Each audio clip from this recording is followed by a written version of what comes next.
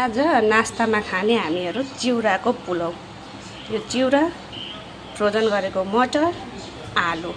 बाँकी यसमा तपाईहरुले अरु सामानहरु पनि हाल्न सक्नुहुन्छ। प्याज मन पर्नेले प्याज हाल्नु होला, अत्याधिक मिठो हुन्छ। तर मेरो घरमा चाहिँ नचल्ने भएकोले, मम्मीलाई आन्टीलाई नचल्ने भएकोले प्याज हालेको छैन। अब स्टार्ट है त। तेलमा ज्वानो हाले, यो कडी पत्ता हाल्नु होला, एकदम मिठो हुन्छ। अब खोर्सानी खानेले खोर्सानी। आवश्यकता अनुसार हर्दी, नुन, मसला सबै थोक राखेर यो आलुलाई पाक्न दिने, फ्राई गर्ने एकछिन। अनि यो चिउरालाई चाहिँ पखाल्नु पर्छ है। 2-3 पानी पखालेर ड्राई पानी सबै फ्याल्ने अनि त्यसमा हाल्ने। पखालिओरी पानी सबै हटाएको छु। अब यही आलुमा म यसलाई पनि मिक्स गर्छु। त्यसरी फ्राई गर्ने। आफूलाई आवश्यकता अनुसारको अरु सब्जीहरु पनि हाल्न सकिन्छ।